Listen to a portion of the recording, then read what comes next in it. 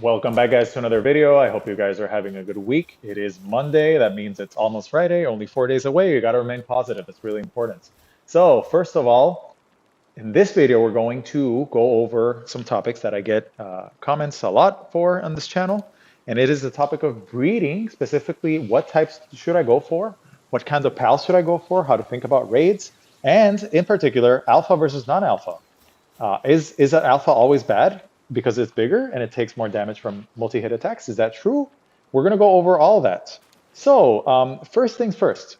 In this video, we're going to go over topic as if we were facing an electric boss. So let's say that there's a new update tomorrow and it's a raid boss that's electric. It's an electric, I don't know, like a dinosaur. It's an electric dinosaur, right? And it's electric type. And you got to decide, what am I going to breed to fight to take on this thing?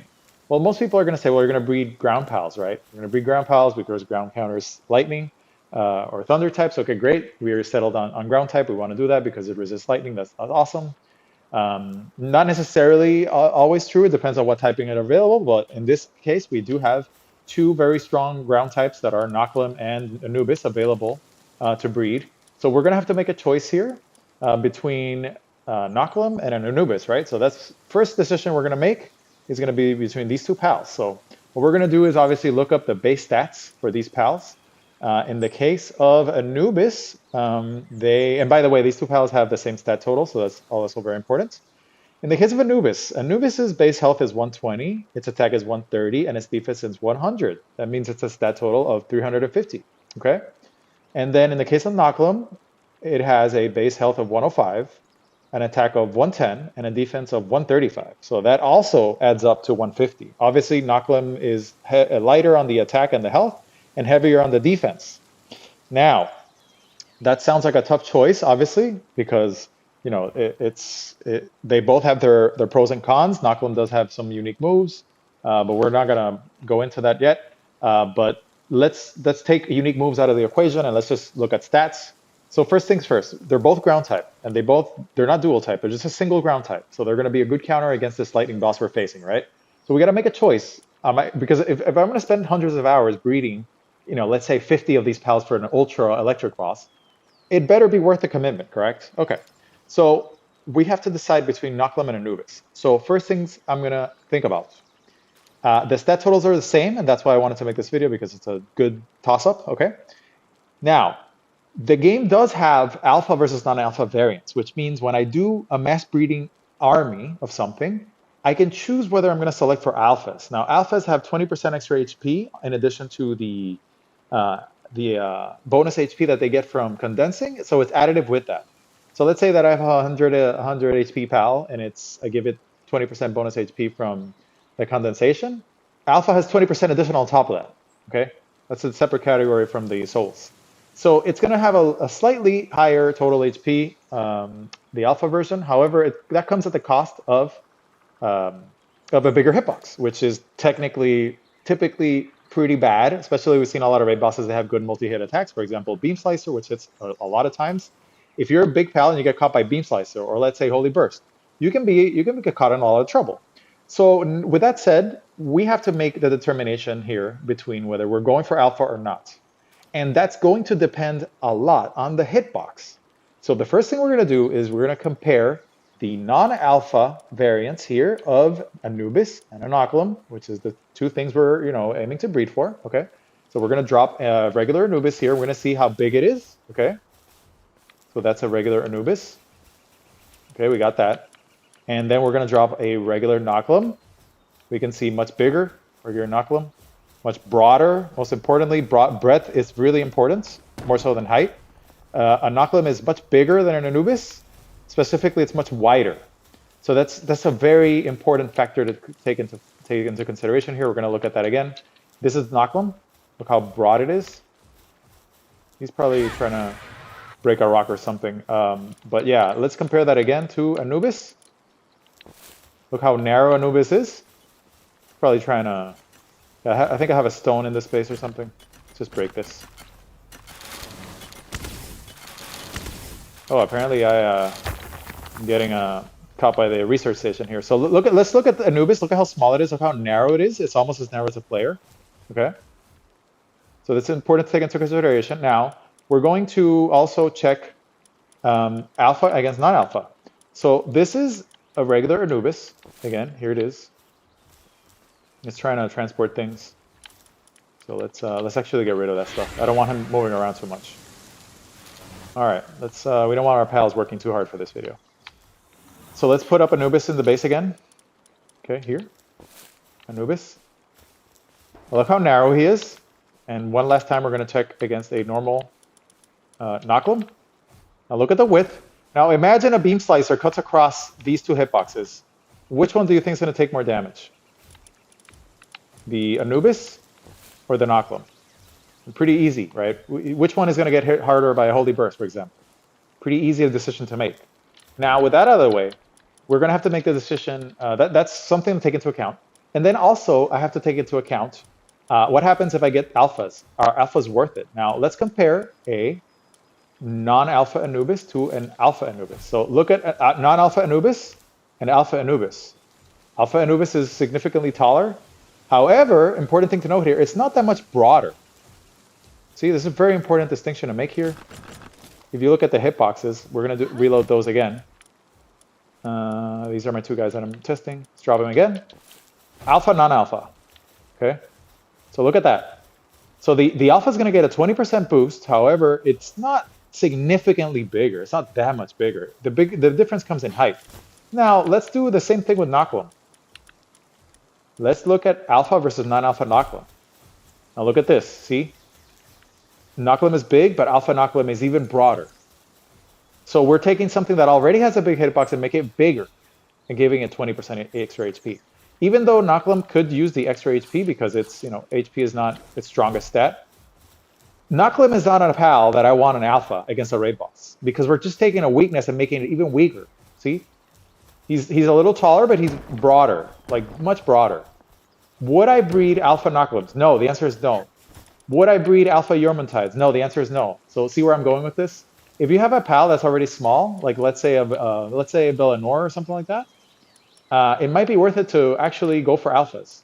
So that's all a separate video, but it's important to take that into consideration. Now, we already made the determination. If we're breeding Anubises, in this case, we're going to go for alphas. If we're breeding Knocklems, we're not going to go for alphas. So that's determination number one. Am I going alpha or non-alpha? So you have to take that into account. Now, let's go over their stats again. Knocklem's base HP is not that great. So the fact that we're not going for alpha is going to penalize it. However, its base defense is very good, but its base attack is not that great.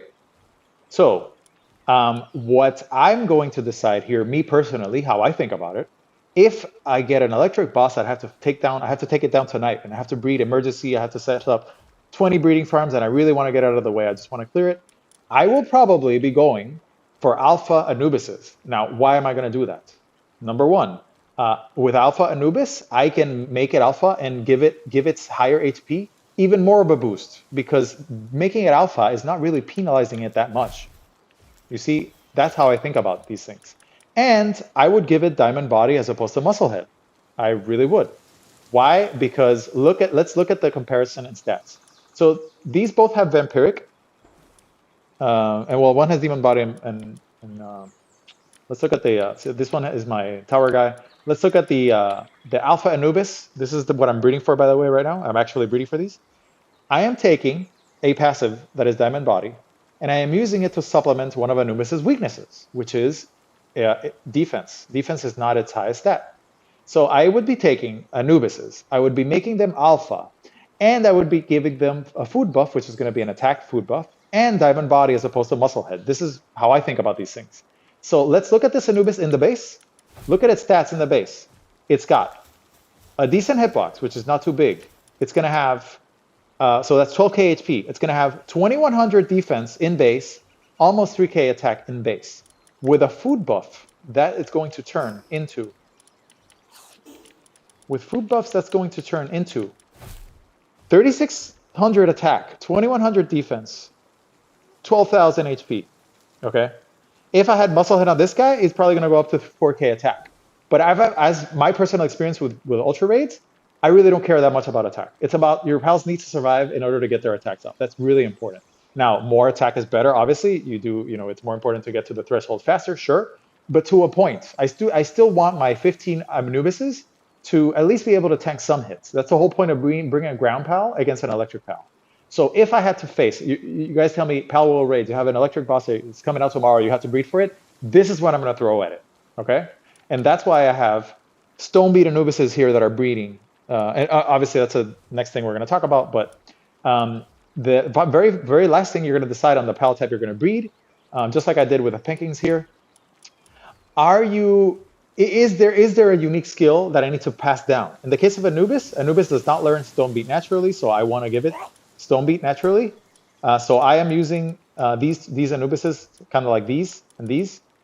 These are just more breeding pairs to create more Anubises that are Diamond Body, Demon God, Serenity, Legend, Alpha, and come with Stonebeat.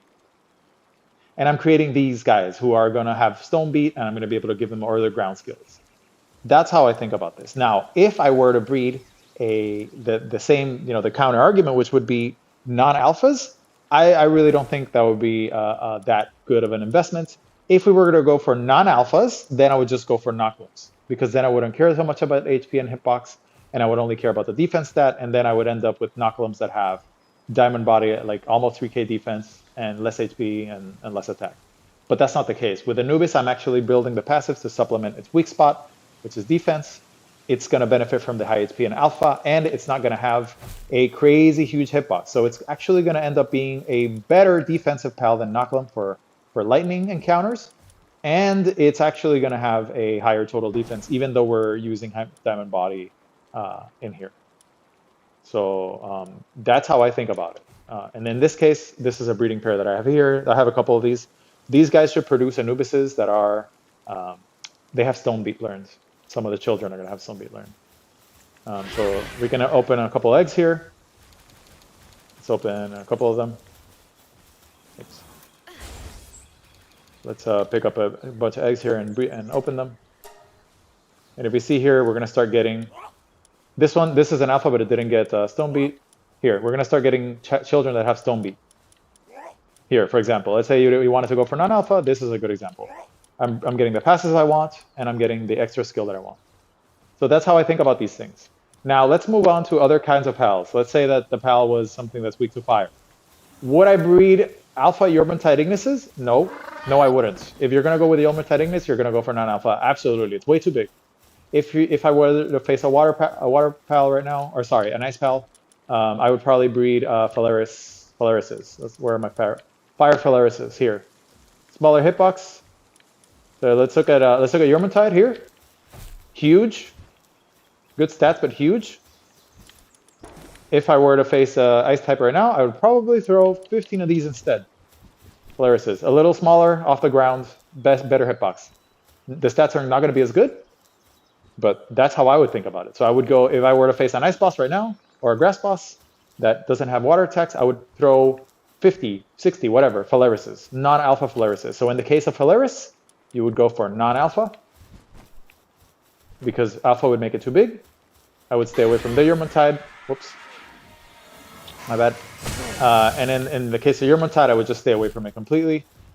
Even though, yes, we know Yormantide has better stats total, but I wouldn't care. I would prioritize the hitbox more. And then for both of these, I would stay away from alpha. I just would never, you wouldn't catch me dead with an army of alpha Yormantides. I would not invest into that.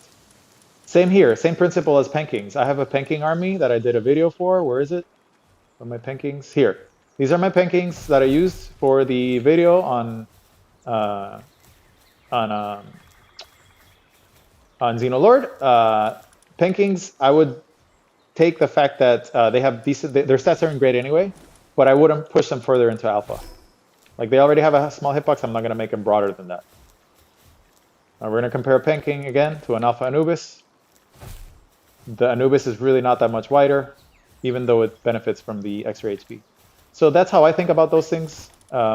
Just wanted to kind of highlight that. Now, let's actually look at Palladius, which is, as you guys know, one of my favorite pals. Whereas Palladius is, it's filtered by neutral. I think I have almost 60 of these, or 60 at this point. Another perfect example, Phalaris Aqua. If I was facing a water boss, I would throw non-alpha Phalaris Aquas at it, okay? Which I bred them for that purpose. Let's not prioritize favorites and go for neutral. See if we can get the Palladius. Okay, good example here. Let's look at here a non-alpha Palladius. This is a non-alpha Palladius. Okay, look at how narrow it is. Very good combat hitbox here. And then let's compare it to alpha Palladius. Alpha is going to have more HP.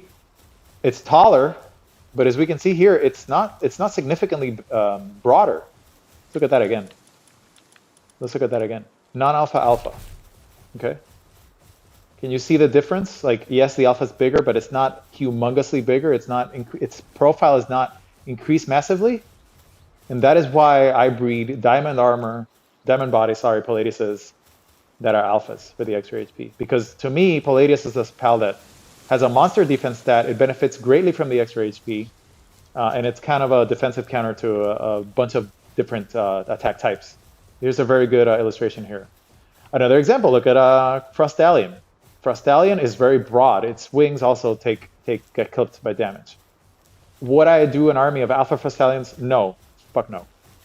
Okay? So that's another way of thinking about these things.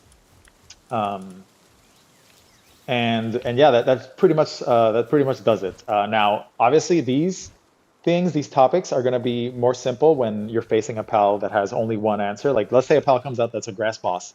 There's only one good fire pal. Then of course you're only going to throw that fire type at it, right? But that's typically not the case in this game. That's not how it works. So because that's not how it works, you have decisions to make. And yeah, those are the decisions that I make. That's how I think about these things. So anyway, I will get back to breeding here. The current project is the Anubises that I showed. They're going to look like, it's filtered by Earth. They're going to look like this. Oops. Those Anubises would end up looking like this. So let's say that there's like this. This is how they would end up looking like. Let's find one that has an attack buff here. So I would probably end up with, these are newly breds. I have to level these. This guy has an attack buff. So I would end up with an army of this. If I had Musclehead here, yes, I'm going to have a little more attack. But with food buffs, their attack is already good enough. It's about covering for its weakness. So that's also without getting into Anubis' passive, which kind of gives it a slight edge. Not that that's too important for raids. But anyway, that is how I think about it. I'm probably going to end up settling with like 45 or so of these Stone Beat Alpha Anubises. In case we get an electric type boss for whatever reason. I just like to have my elements covered. And regardless of what element I'm breeding for, that's how I think about it. Let's look at another pal here. Let's look at let's do a bonus round here. Let's look at another example. If I'm breeding against a water type, let's say the next boss we get is a water type. Azurmane is a great example. This is an Alpha Azurmane. Alpha Azurmane is also very narrow. So is it worth it to get the 20% extra HP on Azurmane? Absolutely, 100%. Alpha Azurmane gets up to 13,000 HP as alpha. Look at this. This is, let's look at one that has an attack buff here. Look at Alpha Azurmane stats and base. This one has Eternal Flame. Almost 2k defense without Diamond Body. 3,400 attack. Okay, that's big. 13,000 HP. If you compare, I don't have one here. I have to breed more. But if you compare an alpha to a non-alpha, the alpha is taller, but not significantly broader. The profile is good. So it's another example of pal where I would 100% select for alpha on Azurmane, and I plan to do that. I actually have bred a lot of them already. So that's how I think about it. That's how I think about alpha versus non-alpha. Does alpha penalize this pal's hitbox greatly? Yes, no. That's how you should think about it. Anyway, that's going to be it for this video. I hope you guys found it helpful. And that hopefully that makes your own breeding decisions easier. And leave me a comment, leave me a like, leave me your questions. And I hope you guys found this helpful. I will see you guys on the next video. Have a good rest of your week.